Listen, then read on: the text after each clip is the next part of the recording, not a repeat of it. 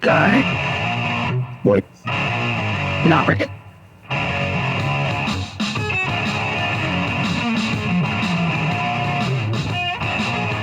All right, ladies and gentlemen, boys and girls, children of all ages, welcome to the Socially Unacceptable But Sober podcast. My name is Dino, I'm an alcoholic. Hey, I'm Jonathan, I'm alcoholic. Not alcoholic. What's up, guys? Hey, brother. What up? How you doing? Tonight, guys, we have a very special guest, our friend Jaime, who is not a recovered alcoholic. We're going to go a little different route tonight. She is a licensed clinical social worker. Oh, we got it right. Yeah. Practiced all day. Say hi. Hi, here. I'm here. Thank you for taking the time and doing this. Yeah. Lines it us. They drove an hour to get here. And an hour. Well, she realizes how important this kind of stuff is. So we appreciate it. Guys, don't forget to like, subscribe, share. Love us. Comments. Sobriety dates. If you need some help, let us know. We got guys. We actually got a guy and a half, maybe two, right here in this building. What's the hat? Kind of bullshit is that? Yeah. Sorry. But anyway, so it can't give us short joke. I can't give us short. So fuck. I was gonna say. Jonathan is gonna tell us how to like, subscribe, share, like, comment, all that stuff. Also, he's gonna talk about our merch that we have going out there. As you can see, I have one of the one-time bros. Jonathan's actually wearing it's a hat. Just say a hat. Nice, beautiful. So you guys can listen to us on whatever streaming platform that you listen to podcasts on. Spotify, Apple Podcasts, Amazon, all that good stuff. We have video up on YouTube, Subs Podcast. We are on the Gram, Socially Unacceptable But Sober, Subs Podcast 1. We're on the TikTok, Subs.podcast 1. We are also, we have an email. You want to reach out, subspodcast1. Have we ever got one email? Yeah. One, right? One. Well, I get others from like marketers that want to sell us shit and make fun of my thumbnails. And then we are also on thumbnails, not themes. Dude, I'm you are technically illiterate. Oh, you're on the fucking Caesar tonight. I don't know. If you just hammer and nails, I'm good. Sure, that's the same thing. I'm said it. You're right. We're trying, though. And then we have merchandise, like Dino was saying. We have merch, and that is Subs Podcast. I shop. That's where you get the shit. So connect with us. Cool. Thank you very much. That's how to do it, guys. Thanks, buddy. Like, share, subscribe, favorite, love those comments. If you need some help, we got guys. Comments. Yep. Oh, so this is from last week. So, have you ever commented, James? I've never commented. You never watched it, then? I've watched it one time. Maybe you'll know. Come on. I enforce it. 6'4". Cool. Only because he's at work, so it's our watch this. Like, I'm trying to work. I can't. Okay, so this is from the California Sober Show. This comes from Joey. In the time I have been sober, I've had 16 surgeries. Poor guy. Some major, some minor. The major ones involve pain medication, and those are the ones that I talked about at meetings well in advance of the surgery. There are people who say that we should not take pain medication after surgery. I am not one of those people. I believe that honesty with your doctor, your sponsor, your network, and your home group are essential. Nowhere does it say I have to be a martyr. So the touchy subjects for a lot of people, that is just my experience, strength, and hope. God bless and be well, my friend. Joey. Thanks, Joe. Yeah. This comes from Pat Russell. What's up, my dude? I can't even believe that about what I'm about to read. I think Matt's point is well taken. Whoa. Pat, are you on the one? What's going on? Hey, what's the point that night? Very often mental issues and depression, etc., run hand in hand with addiction. You guys are great. That's right. Thank you. That's right. Not to say that because you're from up. Mary Banks. Another great show. I have heard so much about this topic. It was good to hear your thoughts, and I think you should. I think you should keep your Golden Girls theme song. You guys are awesome. Thanks, Mary. Thanks, Mary, for being a friend. And this is from Alyssa D. No one's going to get you sober. No one's going to keep you sober. Now, that's a t-shirt idea. Great show as always, but this one hit different. All right. What the fuck is that for? I was super. Oh, fucking amping it up. I love it. That didn't amp nothing up. Pew, pew, pew, pew. Scott Rock. What's up, boys? It's Scott. Scotty. Thanks, Scott. Scott, that was epic. I'll write it down. So I don't forget it. Love you guys like brothers because you are my brothers. Great job. What you guys do spreading the message of positivity. I like to make a big... I'm reading it just the way this kid fucking wrote it. I like to make a big shout out to the haters. Scotty? Yeah. Scotty, you burnt out motherfucker. Listen, by the way, Scotty just became a grandfather on Sunday. Oh, yeah, that's right. Congratulations, Scotty.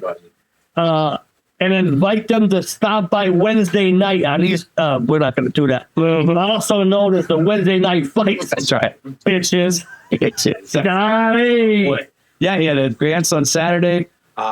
Everett Scott is the kid's name. Everett Scott. He didn't text me the name, but he texted me when he was born. Congratulations. So I'll see it. This comes from Ann M. I don't know what that is. The old timers used to tell us when we were facing surgery, just remember, you can awaken the beast. And I agree with Matt's statement about sobriety. People are agreeing with you way too. Sick people and sick people out there.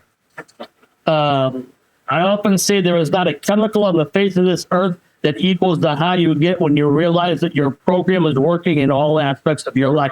And we got a sober date of 5/24/94. Oh, another May baby. Thank you, Ann. Congratulations on that date. And this one, look at Scott. He had an afterthought. Okay, yeah. It's inviting them to the Wednesday night. He says, we will have open arms for you. Yeah. Open arms. Scott is ready to spike in the parking lot. Yeah. And then we got our boy, reliable Southwest Chuck. Chuck. I have opinions on Cali recovery, but they would be long, drawn-out comments. What I will say is that everybody needs to live their own truth. We are as sick as our secrets, and we are only as strong as our weakest links. For today, this drunken junkie is free from all substances. Sending love from Southwest Florida. Namaste, motherfuckers. You know, he warned me about that earlier. That he was going to keep doing it? No, he didn't say it was good. He just been download some new ones. That one sucks.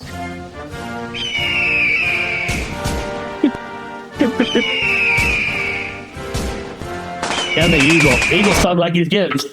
That's it. That was it. Guys, thank you so much for our those comments. They were awesome. We really appreciate you guys. Again, don't forget to subscribe, like, share, comment, love us, all that stuff. Congratulations on sobriety day. Scott, congratulations on your new baby, grandbaby, and to the whole entire family. Tonight, like I said, we're going to do it a little bit different. We have a question. Jamie, I actually, before we get into it, the topic that we had last week, what are your thoughts on that? On medication after surgery or the marijuana maintenance type of stuff? What are your thoughts on What can I? You can. How about we have her give the description of the job and what she does? Go for it. So I am an assistant clinical director at a transitional living facility. So we treat dual diagnosis people. I've been in the field for like, Say what that is for the people. it is people that have both mental health and substance abuse. I've been in the field for close to 20 years at this point, a long time.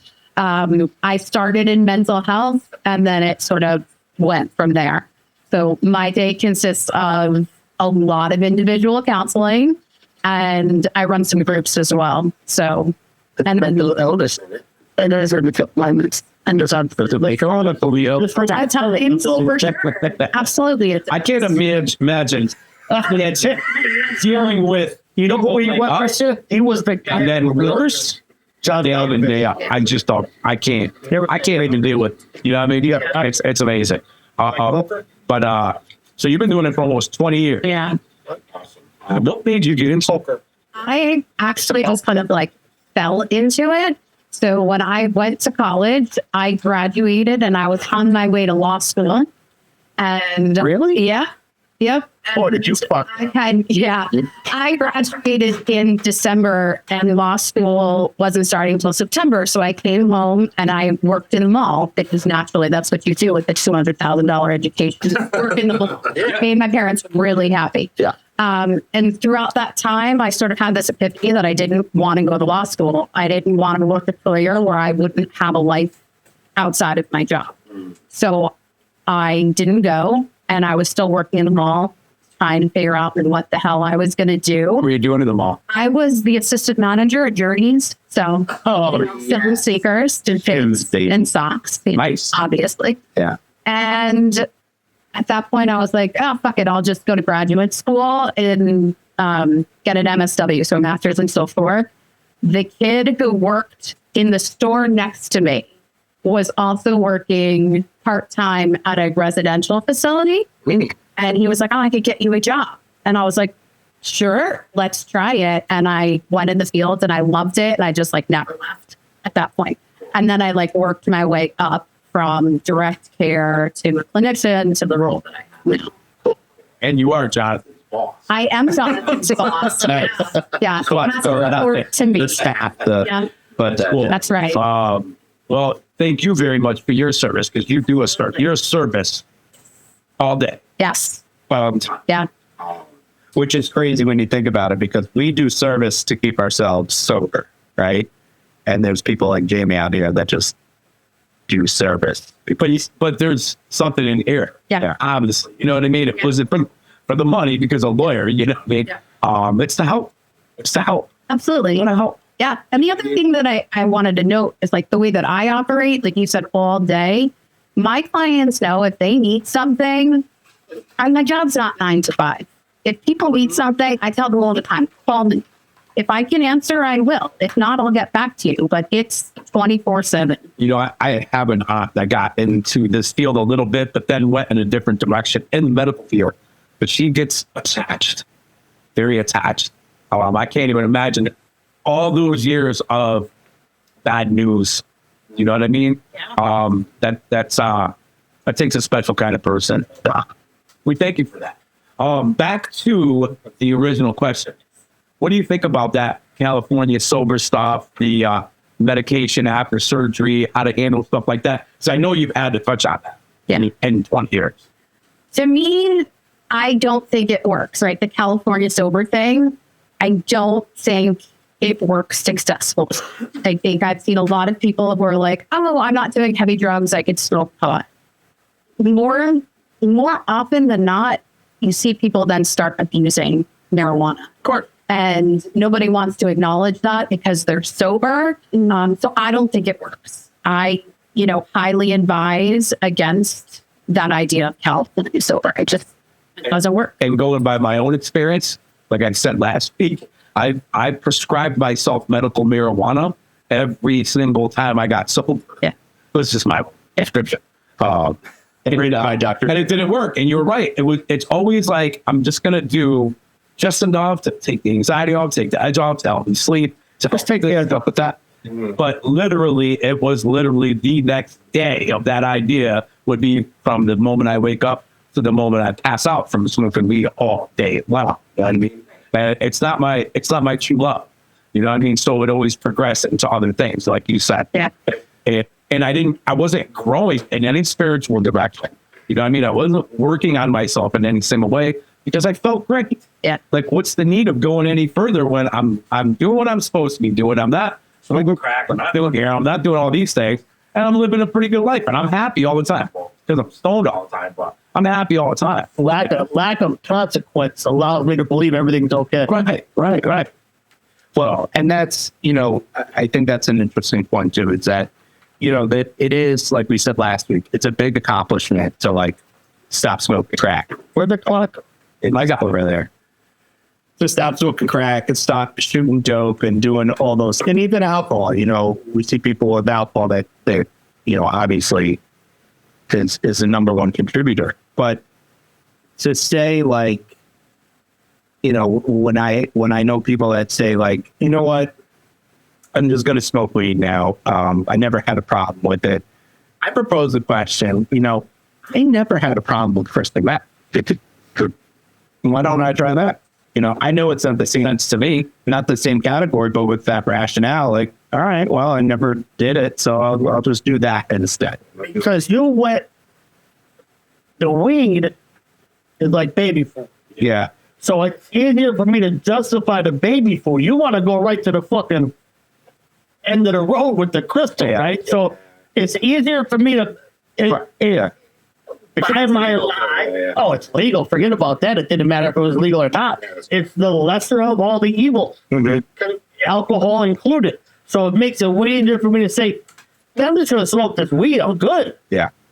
And I don't need to have a second thought after that until you said, story of my life. These fucking microphones suck. We're open to any donations.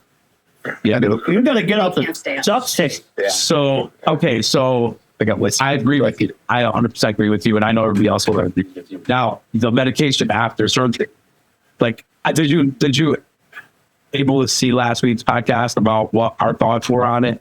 You heard the comment of the guy that's 16.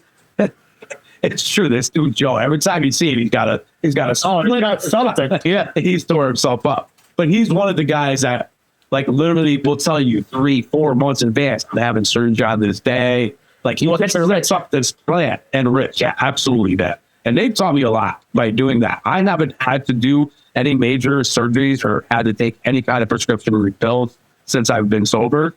But just by their example alone shows me that I better not take this lightly, because I said this on the podcast last week that my brain doesn't really understand what prescribed medication is, and a perk 30. Perk 30 is a perk 30 to me, and my brain's gonna be like, it's fucking party. You know what I mean? That's how my brain goes. So by listening to these guys, how they've handled it, how other people hold it, and all that stuff, I've learned so much from them. But have you had any negative experience? Absolutely. I think, to answer that question, you have to know yourself and you have to know where you're at in your own recovery. Because I've seen people do exactly like you're talking about, like a few months out, start working the program, putting it out there, acknowledging like, hey, I have an issue with this, and hold these meds, talking to their doctors about it. And then I've also had people that are like, oh no, they made me take this. I'm not glad to take it. Yeah. Right. And they've taken the bottle in 2 days. And then we're, back to I need a refill. Right. I spilled them down the sink by accident. Yeah. So I think it's the recognition of where one person is in your recovery. And that's Wait. So, what do you mean by that, though? What is it when they're going to say where they're at in their recovery? What is that? I think that as a clinician, when you work with people, you meet people that are serious about recovery, and then you meet people that are maybe not as serious and motivated to do the right things. A little bit more nonchalant. Yeah, you see people, like those are the people that I would say you see cutting corners. Okay. Right? Yep. So when I get a client that I see cutting corners and they're like, oh, I have to have this surgery and I need these pain meds. Like, do you? Do you though? Right? And my big question to a lot of my clients is always, at what cost? Sure, you can do this, right? Like, I'm not the clinician. I'm never going to tell a client what to do. Right. It's just not who I am. Right. But I ask the question all the time, at what cost? Sure, you can do that. Do you think it's a good idea? Right? Very often when you pose that question to people in a therapeutic sense, they sit on it for a minute and then they're like, probably not. Well, anytime they use the word probably, the answer is definitely not. Absolutely. Yeah. And I think, one of the things, Jamie and I have a funny backstory here. So I started working under Jamie.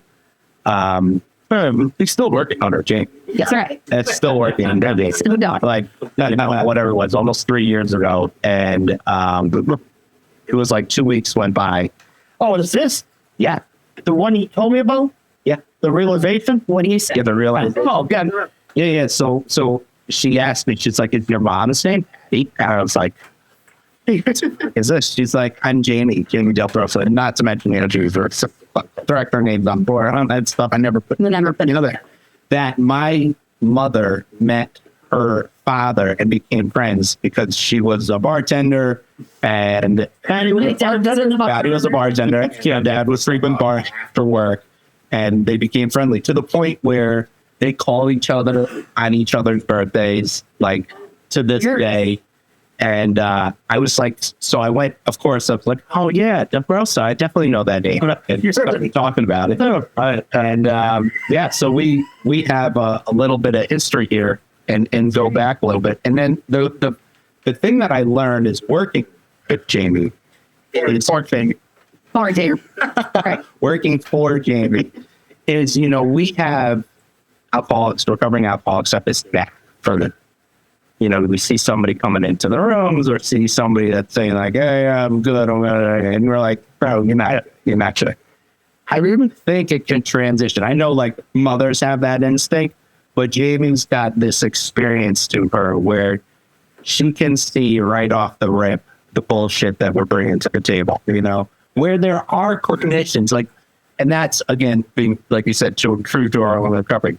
Like I would lie and manipulate what I thought, my therapist, my counselor, and all that stuff to an extent. But I think the point you just brought up is that you'll never tell somebody what to do, but you'll pose that question. And the truth is, for me, you could never tell me what to do.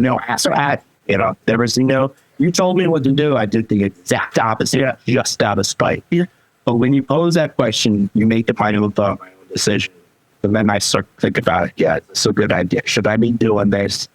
And I think that goes to speak about support in recovery. Like having the right person that will call you on your shit, will ask questions that you don't want to hear, and that will propose a new way of living to you, or a new solution, or an alternative solution, or to how to go about your struggle with. Do you do a lot?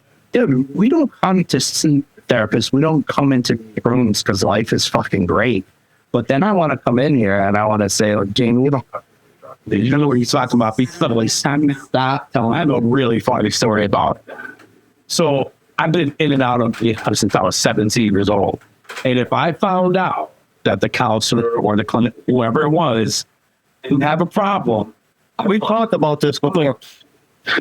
What are you going to do for me? You have no idea. You have no idea. And the last rehab, or the last transition house, I was in before I went to rehab, same thing. Found out she was college for it. She never had a problem. Nobody in her family even had any problems. I'm like, screw this bitch, man. I'm not going to listen to her. And, I was really ready to start doing whatever it takes this time.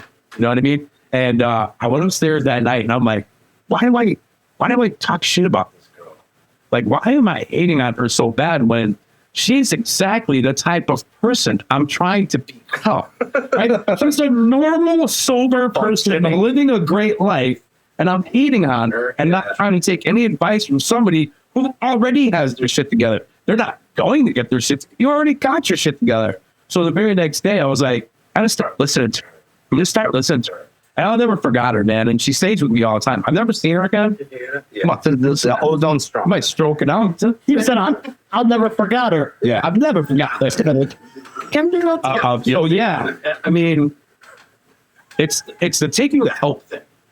Doesn't matter where it comes from. Does taking the help matter where it comes from? Where's the help coming from? Doesn't matter. Help is help. You know what I mean? And when I walk into a rehab, I'm there to get help. Yeah, right there for once. So crazy how our mind switches. I have a third day after we got a couple of full bellies. Yeah, and a good night and a shower. Yeah, and the forgetter kicks in. And yeah, was it really that bad out there? I don't think it was.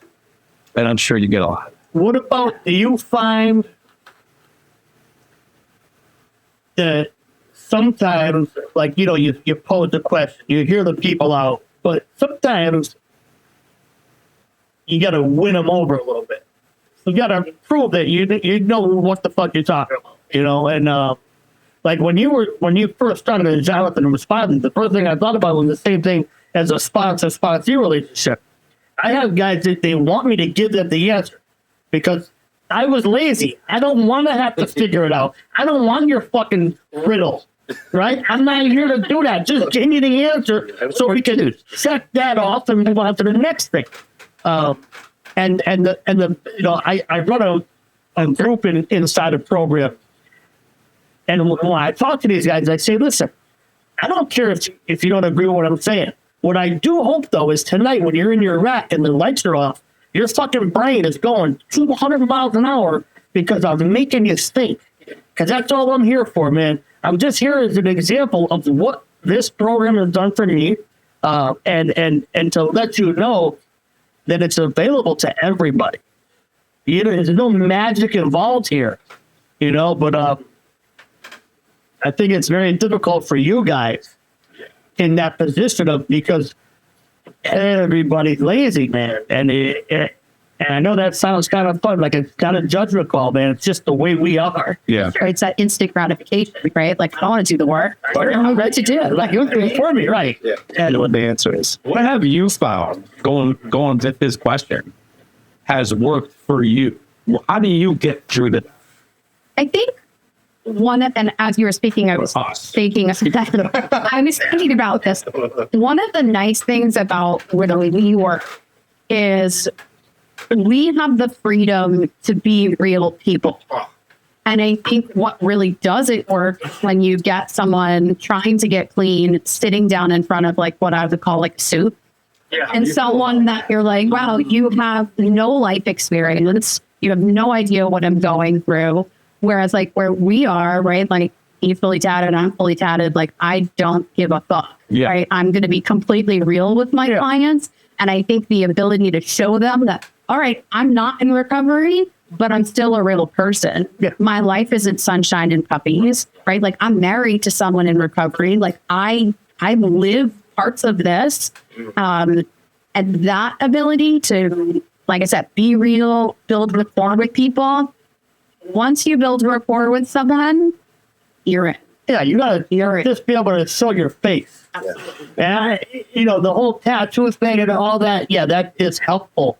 But like we had an episode where it's to piggyback off of what you were saying about hating on the young girl. I remember my first counselor ever, she was addicted to fucking diet pills. I'm like, what the fuck are you doing here? You got nothing to tell me. Because I climbed out of the gutter to get here. So it's easy to be on this side of the coin and be very judgmental. It doesn't matter what you look like. I don't give a fuck how talented you are. When I'm wanting to be the little child alcoholic that I am and not wanting to give one fuck that you're actually here to help me get better, I take all that thrown out the window. But when you can just be yourself, you could be wearing a fucking cardboard box with your fucking eye holes in it. And that's going to be just the things that you say are going to have feeling for me. That's the thing. It's the words that can emit emotion. I think it's much more powerful than the look. Because if I see this guy, you know, what am I going to do?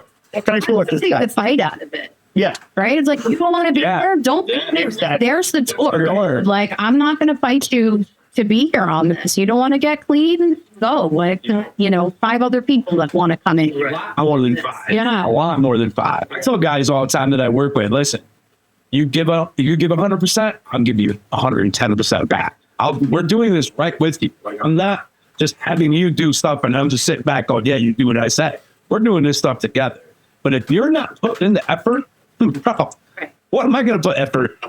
It's not my recovery. Yeah. And that's, you're like, there's the door. I tell them, I'm not going to fight you to stay sober. Yeah. That's not my job. Right. I'm not going to fight you to do this. And the more you fight them anyway, the worse it gets. That's okay. The more you fight them, the more they fight you. That's it. So, and then, you know, you also said this. See, you're more in the recovery program than not, because if you put it together 8 hours a day, 5 days a week, it's not like somebody that just shows up for an hour, it's just a couple words at a meeting or listens or whatever. Like get involved with these people's lives. And like you said, it's not just 9 to 5. They got issues, and I know you see people on the weekends and Yeah, well, all Sundays. Like really? yeah. Today, Sunday, I have a private practice on top of working my 9 to 5. Because we get paid so great. Yeah, we get paid so great, so I got it. That's another thing though. Like I always preach it every Saturday night that I'm in there. I say, you think these counselors are here because they're getting fucking paid? I love when people say that to me. You're only doing this for the money. Yeah. Like, if I'm doing this for the money, I should be driving a nicer car. Like, driving. you probably came in here with more money. I thought, but it's those little things. And I've always said this, no matter what. I used to have a counselor 100 years ago. And one of his little slogans was, to be aware is to be alive. And I used to talk shit about that because that's what I did.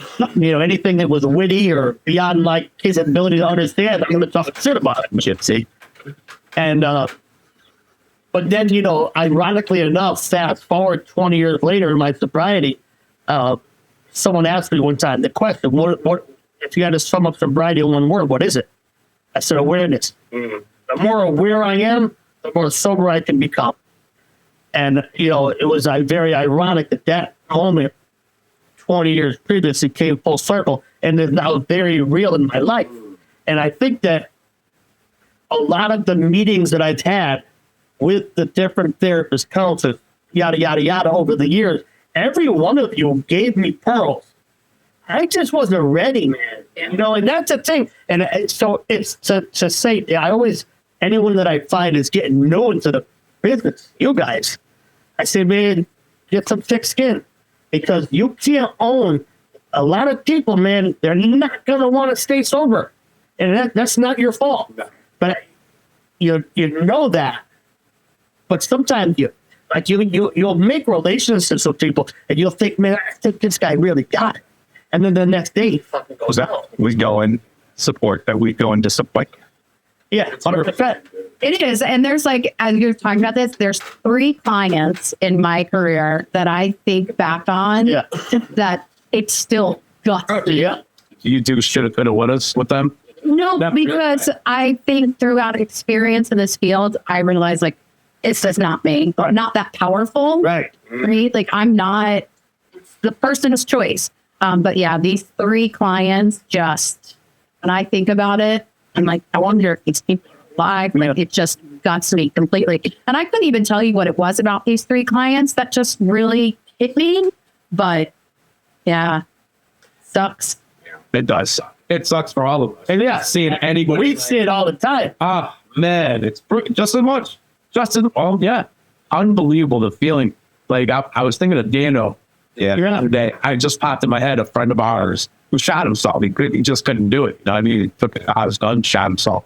And I was thinking about him the other day, and I'm like, damn. You know what I mean? Like, damn, man, that was against my heart, man. That was the week. Right when you came here, though, you met him. Yeah, so I met Dano. He had just come back into the rooms, and I met him. It was the time that I was avoiding the Waterbury area because, I always do drugs at Waterbury. And I met him in Naugatuck, and we became close. We had each other's numbers. We talked, and I remember I hadn't seen him for a little bit. We went on our honeymoon, and I think it was. Oh, you were already coming to the men meet. You remember? Yeah. I had started already. And, I'd started coming to the men, but I went on the honeymoon, and I got home, and I can't remember the first person I talked to when I got back, but they asked me if I heard about it, and I was just like, I remember sitting up in the kitchen, I was just like floored. I had to put everything down. Like, that's great. And that's the thing, man. Like, moving to Waterbury, there's more people that I'm around. The meetings are bigger. And why, right? Because there's more people. We don't need horses. We don't need horses here. Like, the Catskills. Can't believe you fell for that. Holy fuck. Yeah. What's his ass saying? You're from the Catskills, right? Yeah, nowhere. Yeah. We know He was starting to tell stories about trying to get high. North, down. Yeah. I'm from Westchester. There was horses there too. Don't say it. What was that? I don't know. Anyway, he was telling a story one time. I said, "Oh, what? You have to fucking steal a horse to get over to the next town?" I would have got more money at pawn shop for it. But I've lost so many. I've witnessed so many people lost this disease just since moving here, man. More than I can count, and it's like in the blink of an eye. Well, it's inner city too. Yeah. I mean, just in the blink of an eye, and they're gone. And you got a relationship with these guys, and that's why you like kind of hold on to the ones that like are actually doing it. Yeah. Well, it does suck, but at the end of the day, like you sit there and go, dude, that's the game, man. Yeah. And it's over it. That game is always death. You know, that's the end of the game. Everybody's a power of example. Yeah. Whether it's a good one or a bad one, it's a power of example. So you're married to a recovery. I am. How long's he been in the program? 13 years. Baby. Yeah, baby. Did you meet him before or after? I met him after, but he was like freshly sober when we met. So he was I was a little trepidation about it, right? Because having Well, you were already familiar with that I was world. familiar with the fields, right? And then I met this guy, and he's like 3 months clean. He's like, right, yeah, it was like, oh, it's been right, oh, girl, no. But tell people because of I feel like I'm at work. Yeah. What you did is stop telling people that. So I was a little trepidatious about it, and I was like, I don't want your recovery based on me. Yeah, I was about to say something. I just don't be using fucking big words around me. Okay, hesitant. I was hesitant to get involved, Well, yeah. No, you know. but eventually he wore me down. So he had 3 months. He had 3 months. So 3 months. So Persistence. yeah, we wore me down. good for you. Yeah. Yeah. And we actually met because at the time I'd work because again, my field paid so much Oh, well, you know. that on Saturday nights I would bartend. So all week I was telling people, stay clean, stay Yeah. clean, stay clean. And then on Saturday night, What do you have? Yeah. it's like, Making it double. and I met him at the bar and he would come in and he would drink water. Oh, he was a bad guy. He was that guy. Yeah. He would come in, he would drink water, all of these things. And then as I started to get to know him, I'd watch him start to freak out at the bar. And I'd be like, you need to leave. What are you doing here? But when I found Long before he found out you were in the field. right away, because when I met him, we got to talking and he told me he was clean. I was like, you just made a huge mistake. That I will never serve you and I will never let anyone that I'm working with serve you. If it's not here, you do you. But if I'm here, I will not serve you. Yeah. It's just the was it so things. Yeah. Nice. Yeah. So does he do what we do? Does he go to like He meetings? doesn't. He doesn't. He doesn't. Did he ever? He tried. He Not a just, thing. it wasn't his thing. What's this thing? His thing is Children. children and like, and you know, maybe about a year or so after we met, we left White Plains. He left Everything high. stuff behind. And if people see him now, they're like, holy shit, man, I thought you were dead. Yeah. Because we just left. I just got that from someone. I tattooed a couple of weeks ago. They're from up north. And she was like, so-and-so village. I said, yeah. Oh. It's like, yeah, I was telling me you tattooed. She's like, oh, shit, he's still alive. I thought he was dead. And I won't just close his name, but he is he's a big dude. He's awesome. He's a very quiet, reserved, tall motherfucker, you know. Oh, When he talks, it's hilarious. yeah. You know, but he's got to like get comfortable. And he's just really fucked up. And he's such a We're fucked up. yeah. So I went to that. I went to their house for, was it Christmas or Halloween? They got the decoration on the fucking tree. It's like balls. Just how did, oh, he had, no, it was Halloween. He had balls from his son. Heck, and there's, Severed balls. yeah, 7 balls. Sounds extra.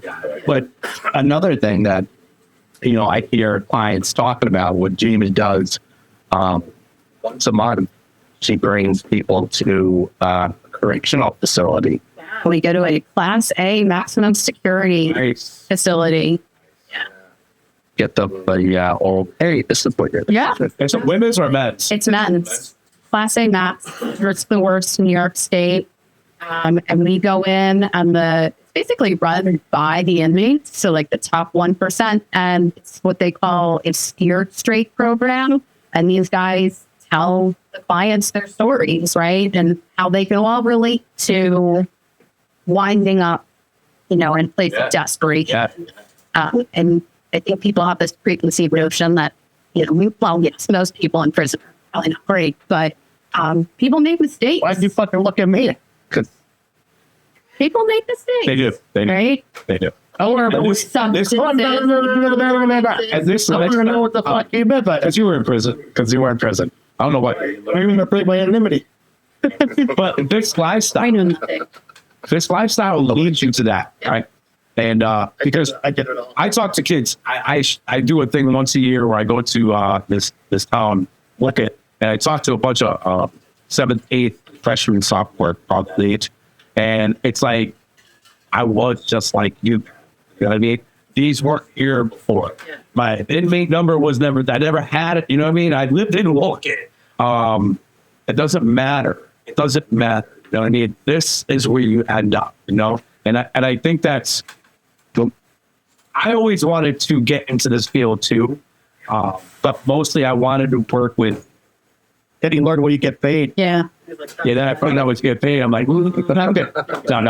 No. I just don't think. I'm pretty raw.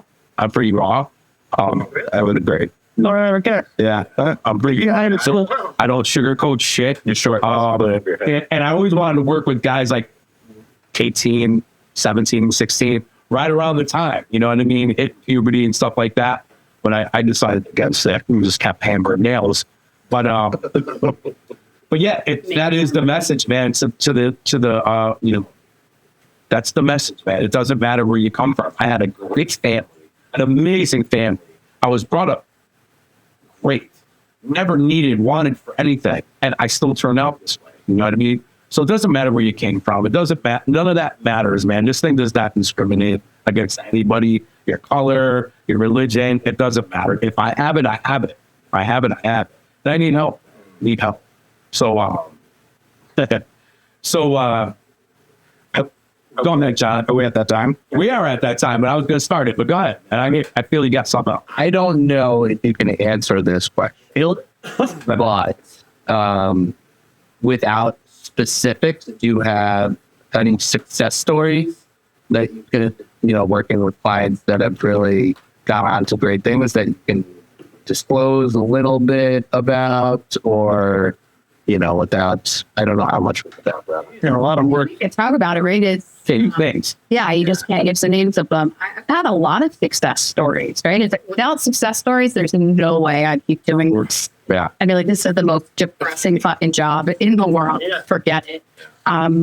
But yeah, I mean, I've had people that I worked with that were just out of detox coming and were able to get it and go on to, finish school, get master's degrees, get jobs in the field, do all kinds of things, start families, get married, and it's always awesome when you get like a Christmas card from like a past client and they're like, They're doing thinking of you, like, here's what's happening in my life, and they're doing it and they're happy and they're successful. Like, Yeah. that's Because we're not selling. We're not sending Christmas cards. you made an impact in their life. yeah. Yeah, and I think like this has been like, I haven't seen you in like 6 years and you're still thinking about me. Yeah. Oh, it's, That's Yeah, you can't put a price. yeah, That's what keeps you Hell, Yeah. Yeah, put a price on it. I work with a couple of guys that are staying sober. You know what I mean? And now I watch them helping other guys. So in the beginning of me like working with others, sponsoring other guys, and like nobody was staying sober. And I'm like, what the fuck am I doing wrong, man? What am I doing? And I was getting depressed over it. Like I was like, what the fuck? What the fuck? I really needed somebody to stick around. And now I have those guys, and they're just a joy to watch help other people. You know what I mean? And they always turn around and go, dude, thank you so much for. And I'm like, dude, you have no idea how much you helped me, man. You know what I mean? I really needed that. So I really thought I sucked at. I think it comes in waves. Yeah. So you'll like work with a group of people and you'll feel like, holy shit, well, I am a miracle worker. This is not helpful at all. And then people that it just like comes in waves. We'll do well, but well, great. I remember calling a sponsor years back, same situation. No one's staying sober. I'm like, I have to be the worst sponsor ever. And he said to me, real simple. He said, you staying sober? I said, yeah. He said that you're the most successful sponsor because at the end of the day, like we talked about earlier, it's not any one of our ability to keep or, prevent or any of that stuff. It's, I had a different sponsor say, my only requirement is to be a guide. I'm just here to guide you through, man. To tell you what I've done and give you some of my experience, strength, and hope, and then just help you walk through your path. That's it, But I think that some people, and I'm sure you've seen it in your field, they get that God complex. They start power tripping, like, oh my God, look at what I'm doing, and that's in itself is a whole nother thing. But it's great to hear. When people are in the field and they're fucking, whether you're alcoholic or drug addicted or not, we're still like-minded. And that's the thing, is that, the commonality is that we're helping people, you're helping people, we're on different sides of the fence, but our goal is the same. And that's the thing, So I think that we can always learn from you, and you in turn can learn from us. So that's the beauty of it. I'm done. All right, guys, we're going to move on because we are really out of time. Don't forget to like, subscribe, share, comments, sobriety dates, all that stuff. We're going to move on to our next segment, which is our one time, bro. Let's read your shirt before you say that again. This one time. It's behind me. Motherfucker. I think you got something like that. Tonight is going to be Jaime's. And then. Oh, yeah, you know it then. You know what you have to do. She's absolutely. And I'm sure 20 years of this. Oh my God. She probably got more than we do, man. Anyway, Jaime, what do you got for your one time, bro? Gosh. So I was talking to Jonathan about this before. So this was probably before I became a clinician and I was working direct care. And you definitely saw, I think, more crazy shit working direct care because you're sort of like in the trenches with people. And I had this client at the time who was just getting clean and I couldn't find him. Right. We were in a house and I couldn't find this guy. So I'm looking all over for him. And all of a sudden I hear things like ghost moans coming from one of, like that. I'm like, what the fuck is going on? I open the door. I'm like, I'm knocking, doesn't answer, still ghost noise. I open the door. The dude is in there, butt naked, except for a sheet over him, literally flying around like a ghost. Oh. All right, dude, like, let me know when you're done. Just. If it was Matt, it would have had a little hole here for the stem. Yeah, it's just. I was thinking about, he had a story where he had a bag over his head and he cut out 2 holes at a spot for the stem to hide because nobody's going to see him. Yeah. Like when it's visible cloak. Yeah. That is something you're never going to forget, huh? Never. Never. That was like year 1 in this field. Was he on drugs? No. Just coming off the drugs.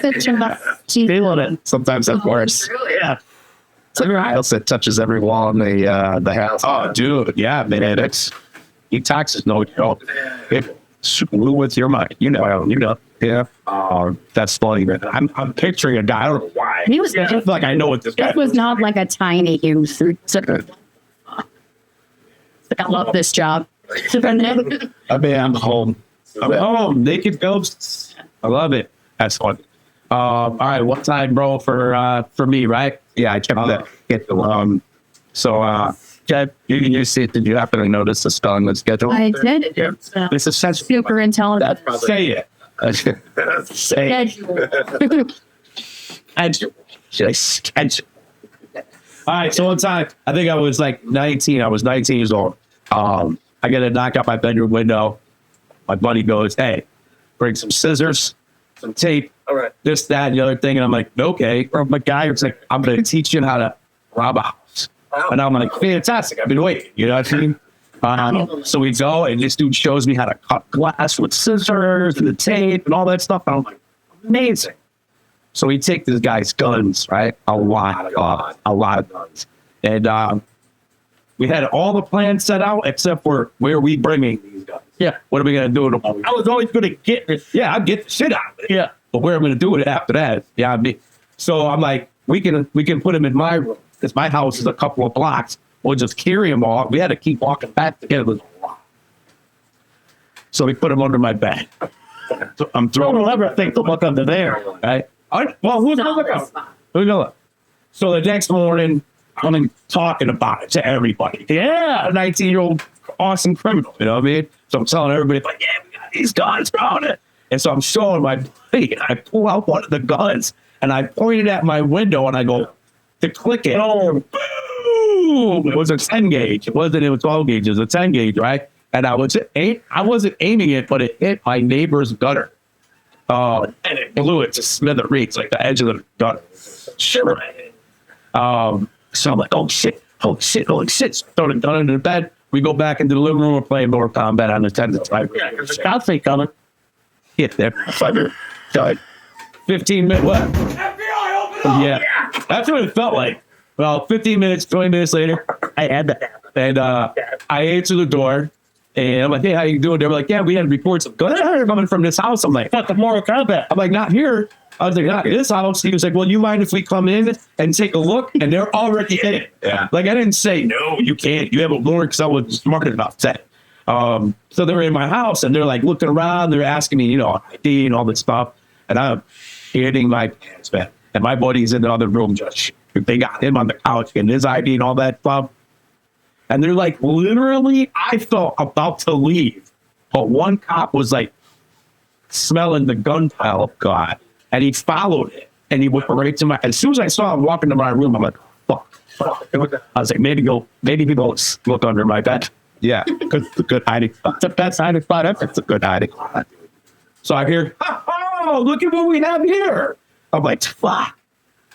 So they bring me into the room, and he starts taking the guns, he's throwing it out on the bed. 5, 6, 7. Oh my God. I was like, I am going to prison for the rest of my life.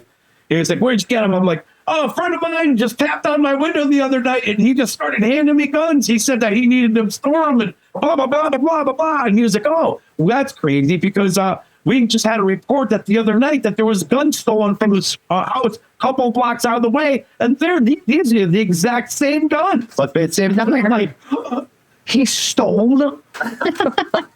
Gas? Stole them? I'll tell him. Never call my fucking my dad. I'm like, hey, you gotta get me. I don't even believe what they're blaming me there. Yeah, you're never gonna believe this here. So how many calls I dude? It was not a small bond. I don't really remember how big the bond, but it wasn't small. It wasn't my first offense. So Well, back then, $50,000 was a lot. I think it was like 30. Yeah. I think it was like 30. It was a lot. My parents had to empty out some accounts, ask for help, and then forget about it, dude. Keeping me out of prison was second mortgaging the house, taking out loans, lawyers, and all that stuff. Oh my God! How old are you? 19. Oh God, 19. Got it. Got gunpowder. The guy smelled the gunpowder. So all this time is going by, and they're keeping me out, man. Like we're going back and forth, and they finally back then 3 years suspended with 3 years probation. You believe that? Can you imagine the amount of money my parents had to put towards that? Not to mention it was the 30 grand in the very beginning. Just you get that back. Yeah, to get that back. Just imagine the amount of money back then. This was what, 1990, to keep me out of prison for stealing the guns. And then I told my parents years later that I did it. I did that shit. And I rocked with that dude for years, man. I learned so much from him. I was like, dude, I didn't know you can cut. He was like, yeah, and then I'm like doing it going, shit. Oh. Yeah, so that's my one time, bro, where I got caught for it.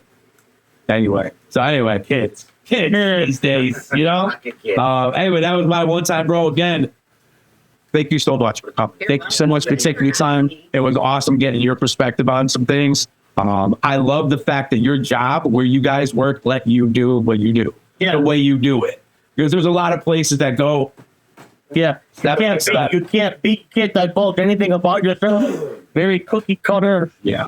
And I like that about that, your place stuff. That's awesome. Thank you again for taking the time out. You're one time, bro. It's funny. I still picture some guy. I don't know why. And we don't even know what he looks like. Yeah, some guy we don't even know. Yeah. Again, guys, don't forget to subscribe. I'll probably do it later. Like, share. How about that? Office. sobriety dates. If you need help, we got guys. We have them right here in this room. I think that's episode 25. I don't even know. Oh yeah, remember? Because the next one was going to be 25. Anyway, I don't remember that. Which are right down on the fucking board. again, Jamie, thank you very much for coming. Thank you. Guys, thank you for being a friend. Thank you for being a friend. Maybe we get so crazy. Back again. Couple dabs of oil in there. Yeah. Or Oh, it's not. Oh, wait. Just son of a bitch. Is that still recorded? Up, bitch. Yeah. I gotta stop it. Yes. Pretty.